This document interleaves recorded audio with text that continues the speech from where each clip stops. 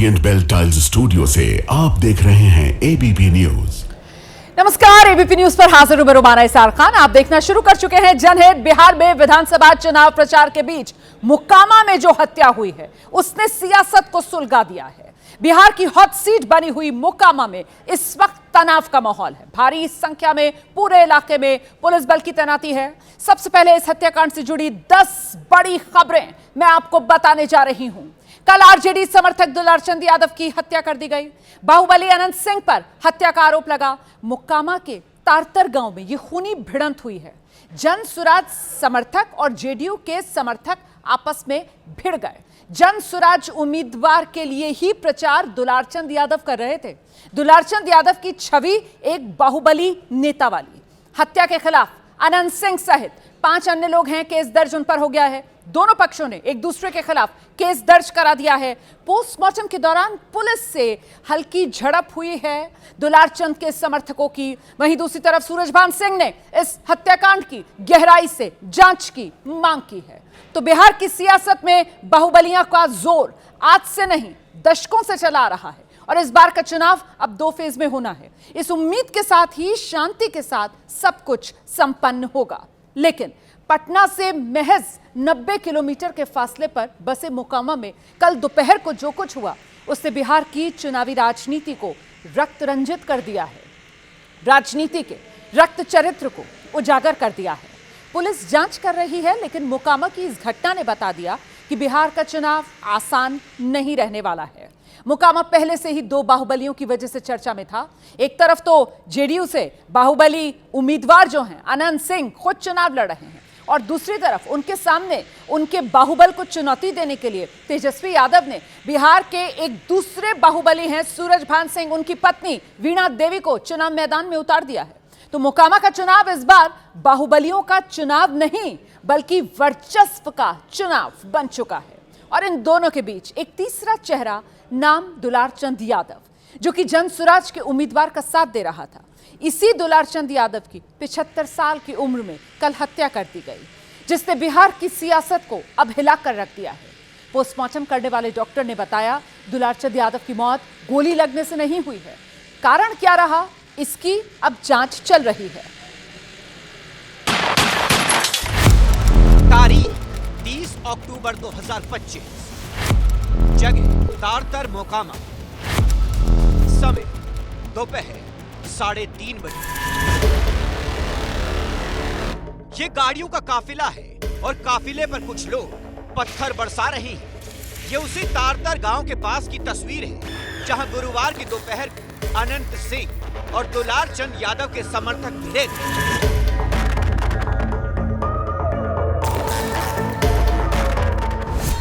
मारपीट, पत्थरबाजी और तोड़फोड़ के आरोप दोनों तरफ से लगे हैं, लेकिन हत्या हुई है जन सुराज के लिए वोट मांग रहे दुलारचंद यादव की।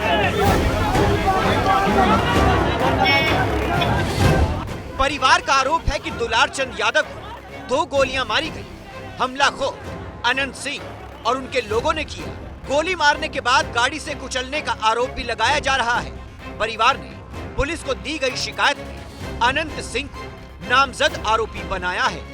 गाड़ी रुकवाई और वहाँ से दादाजी को ले गया साथ में। उतना देर में ही अनंत सिंह उधर से कोई मतलब पिस्टल टाइप का लेके निकला बड़ा सा। अनंत सिंह खुद निकला। आपने देखा? आप हाँ, हम अपने आंख से देखे। अनंत सिंह खुद पिस्टल लेके निकला और डायरेक्ट गोली मारा दादाजी को। पकड़ने वाला कौन? करमवीर राजवीर। दादाजी जब देखे कि अनंत सिंह आ रहा है उधर से, तो मतलब पिस्टल लेके आ रहा है, उतने देर में गोली चलने की आवाज आई। हम मतलब अचकार गए। हम गाड़ी से उतरे। आप गाड़ी में थे उस समय? गाड़ी में थे हम। गोली लगा दादाजी गिर गए। दादाजी बोले भाग पोता। दुलारचंद यादव का शव दोपहर पोस्टमार्टम के लिए बाढ़ ले जाया गया। सैकड़ों की भीड़ साथ चल रही थी। आरजेडी की उम्मीदवार वीणा देवी भी साथ थी। एबीपी न्यूज के रिपोर्टर शशांक ने मौके से इस जुलूस की रिपोर्टिंग की। दुलारचंद यादव का शव लेकर समर्थक जो हैं जा रहे हैं बाढ़। वहां सरकारी हॉस्पिटल में जो है वो पोस्टमार्टम होना है, फिर पास में ही घाट पे जो है वो अंतिम संस्कार होगा। भारी संख्या में समर्थक साथ हैं और भारी आक्रोश लोगों में है। जिस तरह से हत्या हो गई है, भारी आक्रोश है। देखिए, पुलिस की भी टीम है, लेकिन अब पुलिस की टीम जो है वो आगे निकल गई है। देखिए तोड़ फोड़ भी यहाँ पर गाड़ियों में हो रहा है। ये देखिए कैमरा पर्सन निरंजन एक्सक्लूसिव तस्वीरें आपको दिखा रहे हैं। दुलारचंद की हत्या के बाद इलाके में तनाव का माहौल है। आज जब दोपहर को शव लेकर लोग जा रहे थे तो जगह जगह हंगामा करने की कोशिश की गई।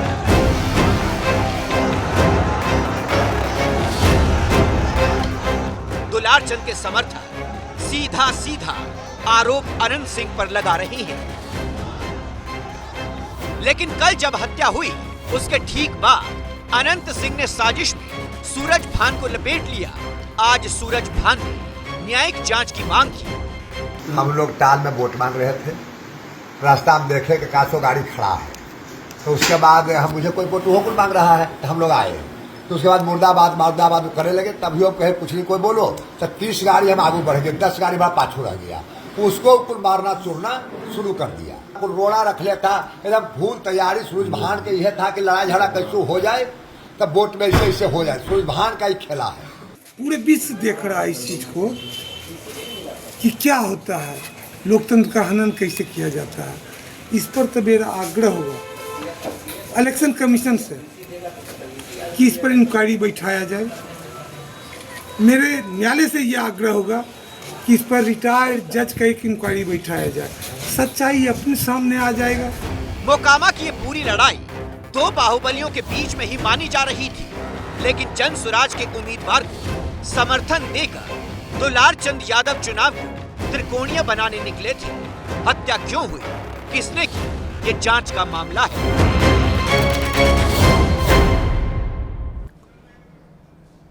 अब देखिए चुनाव आयोग ने मोकामा कांड पर जिला प्रशासन से रिपोर्ट मांगी है।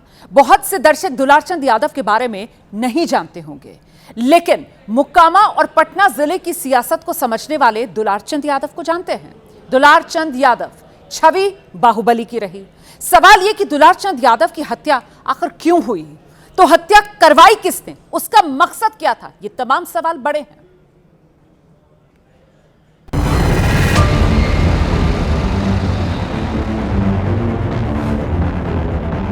वायरल हो रहे इस वीडियो में एक शख्स बनियान और धोती में पत्थर फेंकते हुए दिखाई दे रहा है। दावा है कि ये कोई और नहीं दुलारचंद यादव है। दावा है कि जिन गाड़ियों पर पत्थर फेंके जा रहे हैं, जिनके पीछे लोग दौड़ रहे हैं, वो गाड़ियां अनंत सिंह के काफिले की है। अनंत सिंह के समर्थकों का दावा है कि दुलारचंद और उनके लोगों ने पहले हमला किया। पहले हमला किसने किया, पहले पत्थर किसने फेंके, पहली गोली किसने चलाई, ये सब पुलिस की जांच का हिस्सा है। लेकिन इस हत्याकांड को लेकर विपक्ष के नेता नीतीश कुमार पर सवाल उठा रहे हैं, बीजेपी को घेर रहे हैं। वैसे सच्चाई ये है कि दुलारचंद यादव भी कोई दूध के धुले नहीं थे, उनका भी आपराधिक इतिहास रहा है। केंद्रीय मंत्री गिरिराज सिंह ने कैमरे पर यह बयान दिया है। जिनकी हत्या हुई है वो भी एक दुर्दांत अपराधी थे, और क्यों हुआ है ये तो जांच का विषय है। मारे गए दुलारचंद यादव के अतीत को समझने के लिए आप इन तस्वीरों को देखिए। सोशल मीडिया पर खुद उनके अकाउंट से ये तमाम वीडियो पोस्ट किए गए थे। दुलारचंद यादव संगीनों के साए में रहते थे, हथियार बंद दस्ते के साथ घूमते थे। गैंग्स ऑफ मोकामा की समझ रखने वाले बताते हैं कि दुलारचंद यादव अपने जमाने में कुख्यात हुआ करते थे। मोकामा के टाल इलाके में दुलारचंद की छवि अपराधी की थी, जिसने सियासत का सफेद चोला पहन रखा था। दुलार के खिलाफ दर्जन भर से ज्यादा मामले दर्ज थे। कुछ साल पहले ही जेल से बाहर आए। लालू यादव के करीबी माने जाते रहे। जमीन कब्जाने से लेकर रंगदारी, मारपीट और अवैध वसूली का आरोप लगता रहा। दुलारचंद की ताकत और हैसियत का अंदाजा आप इसी बात से लगा सकते हैं कि जिन अनंत सिंह की मोकामा में तूती बोलती है, उन अनंत सिंह की पत्नी को लेकर पिछले साल उन्होंने आपत्तिजनक बयान दिया था। अभी पिछले महीने उसे दोहराया भी था। हम कहे थे कि शादी नहीं हुआ, नीलम देवी ने, नीलम खातून है, सही चीज बोले, उसको लोग बहुत वायरल कर दिया, बहुत चर्चा उछल गया। जब वो जान रहा है कि इस तरह से नीलम देवी है, नीलम देवी क्षेत्र में जब गई तो मानते हैं कि लोग दौड़ रहा था दरी लेके कि नाचे वाली लेना चाहिए। और शादी हुआ है, मरबा गड़ा के तिलक भरतुहार करके नहीं, लव मैरिज गई नाचने के लिए, वो रख लिया। मोकामा में इस बात की चर्चा है कि दुलारचंद के इस बयान से अनंत सिंह और उनके लोग बेहद नाराज थे। अब हत्या के पीछे ये बयान कारण है या नहीं ये तो नहीं पता, लेकिन चुनावी माहौल में मर्डर हुआ है तो राजनीतिक रंजिश से इनकार नहीं किया जा सकता। गुरुवार को जिस वक्त दुलारचंद की हत्या हुई उस वक्त वो जनसुराज के उम्मीदवार पीयूष प्रियदर्शी के साथ प्रचार करके लौट रहे थे। असल में दुलारचंद नेता आरजेडी के थे और प्रचार जनसुराज का कर रहे थे। बताया जा रहा है कि मनपसंद उम्मीदवार नहीं मिलने की वजह से दुलारचंद ने चुनाव में आरजेडी से दूरी बना ली थी और धानुक समाज से आने वाले पीयूष प्रियदर्शी का प्रचार कर रहे थे। पीयूष प्रियदर्शी को मोकामा का बड़े सरकार बताकर सीधे सीधे छोटे सरकार के नाम से मशहूर अनंत सिंह की सत्ता को चुनौती दे रहे थे। अब दुलारचंद यादव के परिवार की शिकायत पर पटना पुलिस ने अनंत सिंह के खिलाफ केस दर्ज किया है। आरोप लगाया कि गोली मारकर अनंत सिंह के लोगों ने दुलारचंद की हत्या की है, गाड़ी से उन्हें रौंद डाला। पुलिस मामले की जांच कर रही है। आखिर अनंत सिंह का नाम हर चुनाव से पहले चर्चा में क्यों आता है? बाहुबली अनंत सिंह की अनंत कथा दिखाते हैं आपको।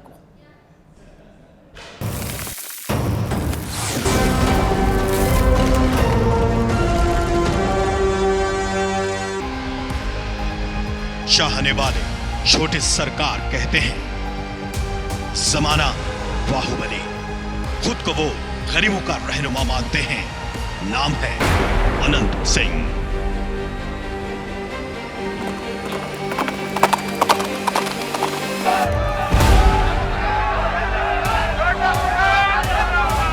अनंत सिंह यानी वो नाम जो बाहुबली और सियासत के कॉकटेल का सबसे सटीक उदाहरण है। मोकामा का ऐसा ब्रांड जहां बड़े बड़े सितारे उनकी महफिल में पहुंचना अपनी शान समझते हैं। अनंत भैया पर मंच पे आ सकते हैं क्या मेरे साथ? अरे सबके दीवाना बनौले बा, अरे सबके दीवाना बनौले बा। बिहार की सियासत में बीते 2 दशक से अनंत सिंह प्रासंगिक हैं। पिछले 20 सालों में कोई ऐसा चुनाव नहीं हुआ जिसमें उनकी चर्चा न हुई हो। अनंत सिंह खुद को रॉबिन हुड मानते हैं। जेल तो मानो उनका दूसरा घर है, आना जाना लगा रहता है। लेकिन ये अनंत सिंह की जिंदगी के सिक्के का सिर्फ अनंत सिंह की सियासत का पन्ना साल 2005 से खुलता है। उससे पहले वो गंगा के दियरा इलाके में अंडरग्राउंड रहते थे, किसी से नहीं मिलते थे, ना कोई आम शख्सियत उनको पहचानता था। लेकिन अनंत सिंह का जोर पूरे पटना में चलता था। 1990 से 2000 तक उनके भाई दिलीप सिंह मोकामा से विधायक रहे। 2000 में दिलीप सिंह के हारने के बाद अनंत सिंह की सियासत में एंट्री हुई थी। सड़क पर दौड़ती बग्घी वाली इस तस्वीर को भला कौन भूल सकता है? विधायक बनने के बाद पटना की सड़क पर यूं सफर करना हो या फिर गले में लिपटे अजगर के साथ दिखने वाला ये बेखौफ अंदाज। अनंत सिंह को अपराध की दुनिया का फुल पैकेज कहा जाता है। कब क्या कह जाएं, कब क्या कर जाएं, कोई नहीं जानता। घर में चौकी पर बैठकर अनंत सिंह मीडिया को इंटरव्यू देते हैं, धमका रहे हैं या बता रहे हैं, पूछने वाला समझ नहीं पाता। कहते हैं कि 9 साल की उम्र में ही अनंत सिंह ने अपराध की दुनिया में पहला कदम रखा था और 90 के दशक तक मोकामा में उनके अपराध का सिक्का चलता था। पटना से करीब 90 किलोमीटर की दूरी पर बसे मोकामा में उनकी मर्जी के बिना पत्ता तक नहीं हिलता था। राजनीतिक फायदे के लिए अनंत सिंह का इस्तेमाल कभी नीतीश ने किया तो कभी लालू ने। नीतीश की ये तस्वीरें उन चुनिंदा तस्वीरों में से एक हैं जिसकी चर्चा तब होती जाएगी जब अनंत सिंह का जिक्र आएगा। अनंत सिंह ने ही मोकामा में पहली बार नीतीश कुमार को सिक्कों से तौला था।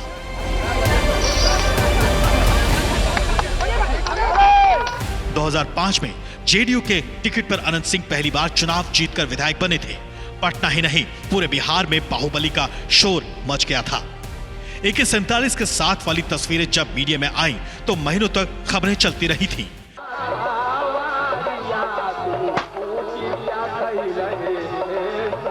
अनंत सिंह इन तस्वीरों को फर्जी बताते हैं, लेकिन आज भी विरोधी दावे के साथ कहते हैं कि अनंत सिंह का काफिला AK-47 से लैस होकर चलता है।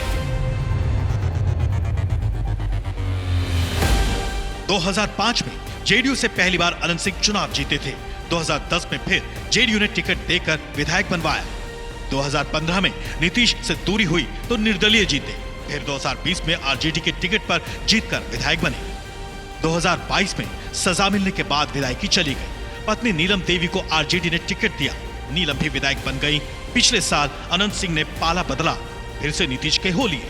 अभी अगस्त महीने में जब जेल से बाहर आए तो जेडीयू से चुनाव लड़ने का ऐलान कर दिया। जेडीयू के टिकट पर फिर से चुनाव मैदान में है। चुनाव से ठीक पहले अनंत सिंह नई मुसीबत में फंसे हैं। हत्या का आरोप लगा है। गंगा किनारे बसा मोकामा भय और दहशत के साए में है। हत्या का ये मामला कौन सा रंग लेगा, ये आने वाला समय बताएगा।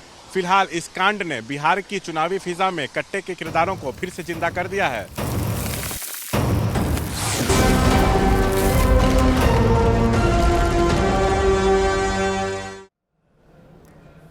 दरअसल बिहार में कई बाहुबली हैं, अपना वर्चस्व बनाए रखने के लिए चुनावी मैदान में उतरे हैं और इन्हीं में से एक सीट है बेगूसराय जिले में पड़ने वाली मटिहानी, जहां बाहुबलियों की ही टक्कर है।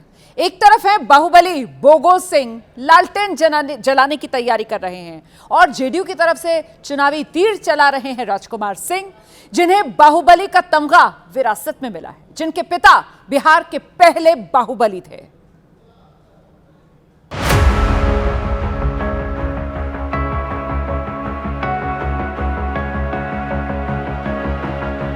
बिहार का दिल कहा जाने वाला बेगूसराय जिला, यहाँ मौजूद 7 विधानसभा सीट में से एक है मटिहानी। मटिहानी गंगा नदी के तट पर बसा है। बीते 68 सालों से हिमालय से निकलकर मटिहानी होते हुए गंगा जी से न जाने कितना पानी बंगाल की खाड़ी में गिर चुका है। लेकिन 1957 में मटिहानी पर बूथ कैप्चरिंग का जो दाग लगा था वो धुल नहीं पाया है। इतिहास की बात आगे, पहले बात वर्तमान यानी चुनाव की। मटिहानी विधानसभा सीट हॉट सीट है। 2 बाहुबलियों के बीच टक्कर है। 2020 में मटिहानी से एलजेपी के राजकुमार सिंह चुनाव जीते थे। चुनाव जीतने के बाद वो जदयू में चले गए। इस बार जदयू ने उनको अपना प्रत्याशी बनाया है। इस बार राजकुमार सिंह का मुकाबला जो है वो आरजेडी के बोगो सिंह से है। जदयू से वो आरजेडी में आए हैं। यहाँ पर बाहुबली परिवार का मुकाबला जो है एक बाहुबली से है। बोगो सिंह 4 बार जो है विधायक रह चुके हैं। बोगो सिंह और राजकुमार सिंह भले ही अलग अलग पार्टियों से लड़ रहे हों, लेकिन दोनों में बाहुबली पृष्ठभूमि और भूमियार पहचान की समानता भी है। समर्थक मौजूदा विधायक और जेडीयू उम्मीदवार राजकुमार सिंह को फूलों की माला पहनाकर स्वागत कर रहे हैं। चुनावी मौसम में विधायक जी क्रिकेट टूर्नामेंट का उद्घाटन करने से भी नहीं चूक रहे। इसके बाद बाइक पर सवार होकर राजकुमार सिंह का काफिला गली मोहल्लों की ओर बढ़ता है। हाथ जोड़कर राजकुमार सिंह जनता से अपने पक्ष में वोट करने की अपील करते हैं और दावा कर रहे हैं कि इस बार मटिहानी में उन्हीं का सियासी सिक्का चलेगा।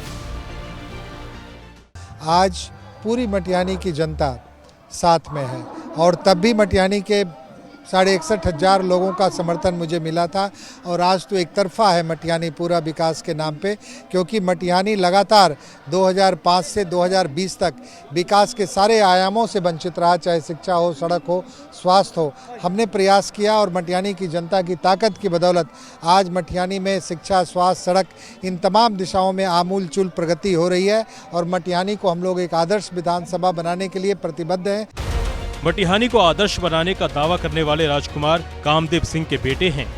कामदेव सिंह की पहचान बिहार के पहले माफिया बाहुबली की थी, जिन्हें तस्कर सम्राट भी कहा जाता था।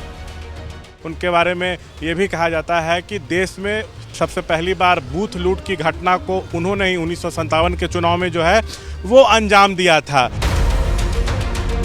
मटिहानी विधानसभा क्षेत्र के रचिहाई गांव का ये वही बूथ है जहां पहली बार कामदेव सिंह ने बूथ कैप्चरिंग की थी। वो तो 15-16 साल के बोल रहे हैं, 17 के लपेट में थे हम लोग। जब वहाँ से आ रहा था तो उधर जो है सो मारपीट हुआ, खून खराबा हुआ और इधर बूथ कैप्चरिंग हो गया, बूथ लूट हो गई। तो यहाँ बूथ में से ठपाठपी होता था। मत पत्र लेकर के ठपाठप सब जगह को देना शुरू किए। कामदेव की पहचान भले ही माफिया और बूथ कैप्चर की रही हो, लेकिन समर्थक उन्हें मसीहा मानते हैं। राजकुमार सिंह को बाहुबली का तमगा विरासत में मिला है, तो चुनावी अखाड़े में भी आरजेडी ने उनके मुकाबले बाहुबली को उतारा है। लाल रंग की थार में आरजेडी उम्मीदवार बोगो उर्फ नरेंद्र सिंह भी समर्थकों के साथ चप्पा चप्पा छान रहे हैं। मटिहानी की खोई सियासी जमीन को पाने के लिए लालटेन थामे हुए हैं। समर्थक बोगो सिंह जिंदाबाद के नारे लगा रहे हैं। बोगो सिंह हाथ जोड़कर अभिवादन स्वीकार कर जनता से जीत का आशीर्वाद मांग रहे हैं। खुद को जनता का बाहुबली यानी रॉबिन हुड बता रहे हैं।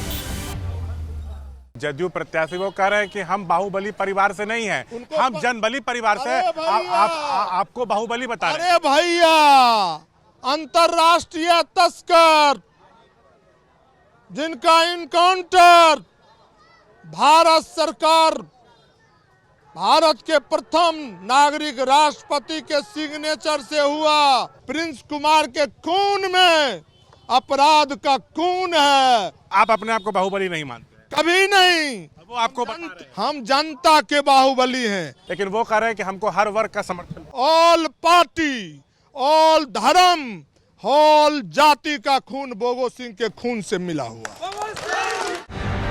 बोगो सिंह मटिहानी में खुद को पार्टी और धर्म से ऊपर बता रहे हैं। 2 बार निर्दलीय और 2 बार जेडीयू के टिकट पर यहां से जीतकर वो खुद को साबित भी कर चुके हैं। बीते चुनाव में भी जीतते जीतते हार गए। तब एलजेपी के राजकुमार सिंह को 61,364 वोट, जेडीयू के बोगो सिंह को 61,031 और सीपीएम के राजेंद्र सिंह को 60,599 वोट मिले थे। महज 333 वोट से राजकुमार विधायक बने थे। मटिहानी भूमियार बहुल विधानसभा है। जेडीयू, आरजेडी और जनसुराज तीनों ने यहाँ भूमियार उम्मीदवार को मैदान में उतारा है, यानी निर्णायक भूमिहार वोट बढ़ सकता है। ऐसे में दूसरी जातियों की गोलबंदी यहाँ गेम चेंजर साबित हो सकती है।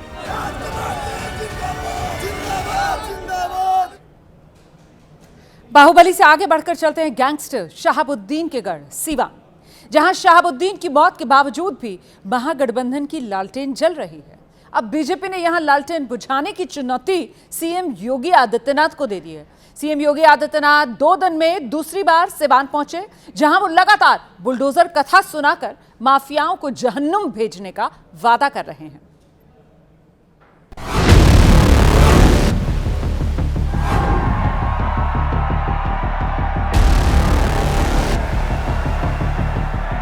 मौसम के बदले मिजाज के बीच 48 घंटों के भीतर दूसरी बार यूपी के सीएम योगी आदित्यनाथ सिवान पहुंचे। सैकड़ों की भीड़ गांधी मैदान में उनके भाषण को सुनने के लिए पंडाल में जमा थी। भारत माता की, नमः पार्वती पतिये हर हर। योगी ने हुंकार भरी, निशाने पर एक बार फिर लिया पूर्व सांसद शहाबुद्दीन और उनके परिवार को। मैं परसों रघुनाथपुर में आया था क्योंकि एक खानदानी माफिया वहां पर फिर से कब्जा करना चाहता है। उत्तर प्रदेश में तो हमने बुलडोजर से रौंद रौंद करके इन माफियाओं की कचमूर निकाल करके उत्तर प्रदेश की धरती से जहन्नुम के रास्ते उनके खोल दिए हैं। मैं जब लखनऊ से आज प्रातः चला तो लोगों ने कहा कि सिवान में लोग नहीं आएंगे। मैंने कहा देखो, मेरे आने के पहले 50,000 की भीड़ वहां पहुंच चुकी होगी। योगी सिवान में वोट तो पार्टी के उम्मीदवार मंगल पांडे के पक्ष में मांगने गए थे, लेकिन टारगेट पर रखा रघुनाथपुर से चुनाव लड़ रहे आरजेडी के उम्मीदवार ओसामा को। योगी परसों ही रघुनाथपुर से प्रचार करके लौटे हैं। बाकायदा बुलडोजर से उनका वहां स्वागत हुआ था। अब आपके मन में सवाल होगा कि योगी बार बार सिवान क्यों जा रहे हैं और क्यों उनके निशाने पर शहाबुद्दीन का परिवार है। तो असल कहानी यह है कि पहली बार बाहुबली शहाबुद्दीन के बेटे ओसामा विधानसभा का चुनाव लड़ रहे हैं। सिवान में माहौल टाइट है और दोनों खेमों में जबरदस्त सियासी फाइट है। बहन और भाइयों, और हमने कहा था ना, माफिया राज सदैव के लिए समाप्त करेंगे और बहुत अच्छे ढंग से उनके जहन्नुम के टिकट काटे गए। और रघुनाथपुर के उत्साह को देख करके तो मैं कह सकता हूं कि रघुनाथपुर में तो लोगों ने कह दिया कि खानदानी माफिया को फिर से नहीं आने देना है। आठों की आठों विधानसभाओं में एनडीए का परचम लहराएगा, इंडी गठबंधन गर्त में जाएगा। सिवान जिले की सियासी कहानी यह है कि 2020 में जब ओसामा की पॉलिटिकल एंट्री नहीं हुई थी, तब भी इस इलाके में महागठबंधन ने बेहतर प्रदर्शन किया था। जिले की 8 में से 6 सीट महागठबंधन के खाते में गई थी। ऐसे में बीजेपी ने सिवान में अपने बड़े महारथी को उतारकर महागठबंधन को घेरने का चक्रव्यूह तैयार किया है। योगी के प्रचार से समर्थक उत्साहित हैं। जिन लोगों के कारण सिवान वासी शहाबुद्दीन का बेटा चुनाव में लड़ रहा है रघुनाथपुर में, तमाम लोग कह रहे हैं कि वो माफिया नहीं मसीहा, और लोग उसके साथ हैं। आप लोग कैसे? कभी नहीं थे मसीहा वो। योगी बाबा आके यहाँ पे चुनाव का पूरा रंजिश बदल दिए। Only BJP. माफियाओं को साफ करने के लिए बहुत जरूरी है और हम लोग चाहते हैं कि बीजेपी की सरकार यहाँ पे आए। फिर से जंगल राज को नहीं आने देना है। एकदम भाजपा को यहाँ से 1 लाख वोटों से मंगल पांडे को जिताना है। बिहार की सियासत में सिवान को शहाबुद्दीन से जोड़कर ही देखा जाता रहा है। जब बिहार में लालू राबड़ी का राज था, तब सिवान में शहाबुद्दीन का ही सिक्का चलता था। समर्थक सिवान का साहिब कहते थे। शहाबुद्दीन अब इस दुनिया में नहीं है, लेकिन उसकी सियासी विरासत आज भी जिंदा है। आज भी सिवान जिले की सियासी हवा शहाबुद्दीन की गली से होकर ही गुजरती है। उसी सिवान में 2 बार प्रचार के लिए योगी का जाना सिर्फ संयोग तो कहीं से नहीं है। उत्तर प्रदेश में तो हमने बुलडोजर से राज करके इन माफियाओं की कचमूर निकाल करके। जहां तक सिवान विधानसभा की बात है तो ये सीट एक जमाने में बीजेपी का गढ़ हुआ करती थी। अभी आरजेडी के अवध बिहारी चौधरी विधायक हैं। 2020 में आरजेडी को 76,785 वोट मिले थे, जबकि बीजेपी को 74,812 वोट, 1,973 वोट से आरजेडी की जीत हुई थी। इससे पहले 3 बार सिवान सीट से बीजेपी लगातार चुनाव जीती थी। अब योगी ने खुद से इस जिले में बीजेपी को जिताने की जिम्मेदारी संभाली है। बाहुबलियों के खिलाफ कड़ा प्रहार किया है। माफिया को पनपने नहीं देना है। जय श्री राम। और अब बात बिहार के उस अति पिछड़ा वोट बैंक की, जिसे साथ कर नीतीश कुमार 2 दशक से सियासत के बाजीगर बने बैठे हैं। उसी अति पिछड़ा वोट बैंक को एक बार फिर से साधने के लिए आज एनडीए ने अपना घोषणा पत्र जारी किया।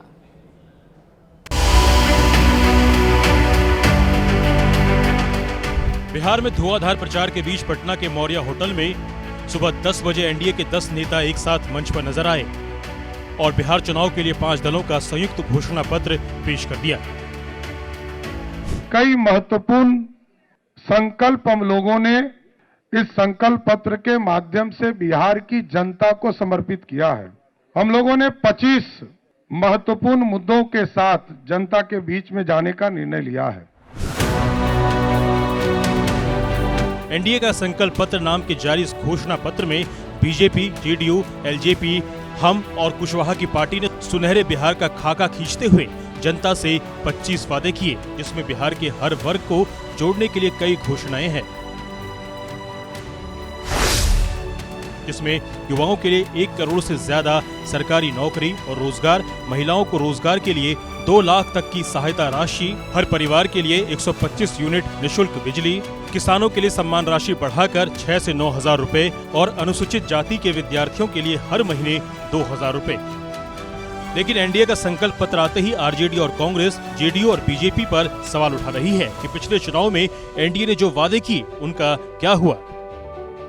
इनको सॉरी पत्र लाना चाहिए था, और अगर इनका 20 साल का जो झूठा जुमला अगर आप लोग देखें, जो वादे इन्होंने किए थे 20 साल से, हर घोषणा पत्र 20 साल तक का जितना इन्होंने घोषणा पत्र लाया है, वो घोषणा पत्र भी कहता हुआ कि हमारा क्या हुआ। इनका कमिटमेंट है ही नहीं, झूठे वादे कर रहे हैं। इसलिए क्या किया, वो मैनिफेस्टो परंपरा निभा दिया इन्होंने, सीरियस लिया नहीं, मीडिया को क्वेश्चन पूछ नहीं पाए वो, और वो खत्म हो गया। पूरे आपके डिप्टी सीएम साहब थे एक फॉर्मेलिटी का। वहीं वादों की अपनी किताब में इस बार भी एनडीए का पूरा फोकस बिहार के उसी अति पिछड़ा वर्ग पर है जो पिछले 2 दशक से मुख्यमंत्री नीतीश कुमार के साथ है। इसलिए एनडीए ने आज अपने संकल्प पत्र में ईबीसी जातियों के समूहों को 10 लाख की आर्थिक सहायता, मछली पालकों के लिए सहायता राशि बढ़ाकर 9,000 रुपए और ईबीसी उत्थान के लिए सुप्रीम कोर्ट के रिटायर्ड जज की अगुवाई में समिति बनाने की घोषणा की है। जो सबसे महत्वपूर्ण है कि हम सुप्रीम कोर्ट के रिटायर्ड जज की अध्यक्षता में एक उच्च स्तरीय समिति का गठन करेंगे जो अति पिछड़ा वर्ग की विभिन्न जातियों के सामाजिक आर्थिक स्थिति का आकलन करके इन जातियों को सशक्तिकरण के लिए न्यायोचित कदम उठाने का सरकार को सुझाव देगी। 94 लाख ऐसे परिवार, गरीब परिवार का उनका क्या है इसमें? उनको कैसे मुख्य धारा में लाएंगे? आर्थिक न्याय उनके साथ कैसे करेंगे? कोई बात नहीं, कोई जिक्र नहीं। हालांकि इसी अति पिछड़ा वर्ग पर महागठबंधन की भी नजर है। 28 अक्टूबर को तेजस्वी प्रण नाम से घोषणा पत्र में महागठबंधन ने भी अति पिछड़ा वर्ग को अपने पाले में लाने के लिए आरक्षण की 50% की सीमा को बढ़ाने, पंचायत नगर निकाय में ईबीसी वर्ग के लिए आरक्षण को 20,000 से बढ़ाकर 30%, अति पिछड़ा अत्याचार निवारण कानून और अति पिछड़ों के साथ बाकी भूमिहीन वर्गों को 3 से 5 डेसिमल जमीन देने का वादा किया है। दरअसल 2005 में बिहार की सत्ता में आने के बाद नीतीश कुमार लगातार अति पिछड़ा वोट बैंक को मजबूत करते चले आ रहे हैं। बिहार में जहां सवर्णों की तादाद 15.52%, पिछड़ा वर्ग 27.12% और अनुसूचित जाति जनजाति का आंकड़ा 21.33% है, तो अकेले अति पिछड़ा वर्ग सबसे ज्यादा 36.01% है। 2020 में हुए बिहार विधानसभा चुनाव में अति पिछड़ा वर्ग का 58% वोट एनडीए को, जबकि महागठबंधन को सिर्फ 18% वोट मिले थे। लेकिन बड़ा सवाल यह है कि क्या इस बार भी बिहार का ये निर्णायक वोट बैंक फिर से एनडीए के साथ खड़ा रहेगा या इस बार महागठबंधन नीतीश के इस मजबूत किले में सेंध लगाने में कामयाब होगी। और अब बिहार में जैसे जैसे पहले चरण के मतदान की तारीख नजदीक आ रही है, चुनाव प्रचार का शोर तेज हो रहा है, लेकिन प्रचार की इस रफ्तार पर इंद्रदेव ब्रेक लगा रहे हैं। एनडीए और महागठबंधन दोनों इस आफत का सामना कर रहे हैं। हालांकि महागठबंधन के नेता आपदा को चुनावी अवसर में बदलने से नहीं चूक रहे।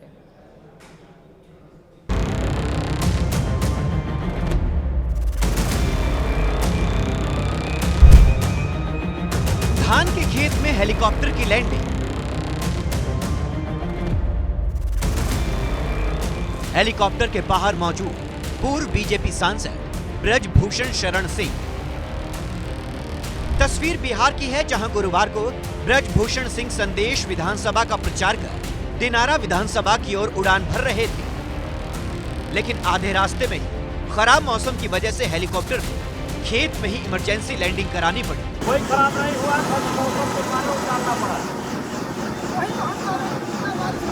ब्रजभूषण सिंह के साथ बड़ा हादसा होते होते बचा।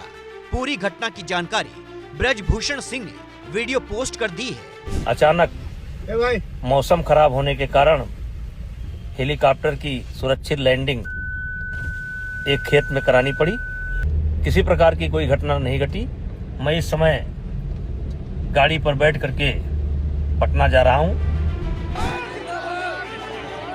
हेलीकॉप्टर छोड़कर सीएम नीतीश को चुनाव प्रचार के लिए सड़क मार्ग चुनना पड़ा। समस्तीपुर से आई इन तस्वीरों को देखकर आप वजह समझ सकते हैं। खराब मौसम और तेज हवा मानो नीतीश के काफिले को आगे नहीं बढ़ने देना चाहती थी।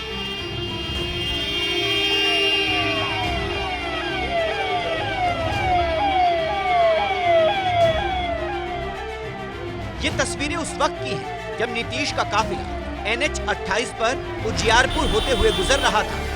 यहाँ से एनडीए उम्मीदवार नीतीश के स्वागत के लिए पहुंचे, फूल माला से भव्य स्वागत किया, नीतीश जिंदाबाद के नारे लगाए।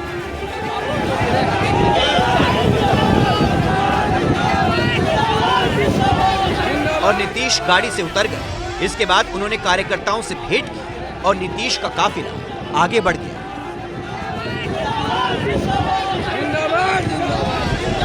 बरसात से हुए जल भराव में खेसारी लाल भी अपनी चुनावी नाव चला रही हैं। सहयोगी आरजेडी की संगत का असर वीआईपी पर भी पड़ा है। ये दरभंगा विधानसभा से महागठबंधन के उम्मीदवार उमेश सहनी है। सड़कों पर जल भराव हुआ तो नेताजी ने नाव और जाल मंगवाया। पहले नाव पर बैठकर फोटो शूट कराया, फिर कार्यकर्ताओं से जाल फिकवाकर संदेश दिया, वीआईपी का चुनाव चिन्ह नाव। खराब मौसम ने खलल तो तेज प्रताप यादव की सभा में भी डाला। तेज प्रताप आज गया कि वजीरगंज विधानसभा पहुंचने वाले थे। बारिश की वजह से न भीड़ जुटी, न तेज प्रताप पहुंच पाए। तेज प्रताप वीडियो कॉल के जरिए अपने उम्मीदवारों का हौसला बढ़ाया। दरअसल मोथा साइक्लोन बंगाल की खाड़ी से होते हुए भारत के पूर्वी घाट पर टकराया है। आंध्र प्रदेश, ओडिशा और पश्चिम बंगाल के साथ बिहार के 24 जिलों पर इसका असर पड़ा है। मौसम की इस मार ने बिहार में चुनावी प्रचार की रफ्तार को धीमा कर दिया है। अगले 24 घंटे में मौसम विभाग ने बिहार में बारिश का अलर्ट जारी किया है। और आइए अब देखते हैं आज का जनहित मंत्र। बेहतरीन लोग इत्तेफाक से मिलते हैं, हर किसी की जिंदगी में ये इत्तेफाक नहीं होता। तो जनहित में इतना ही, मुझे इजाजत दीजिए।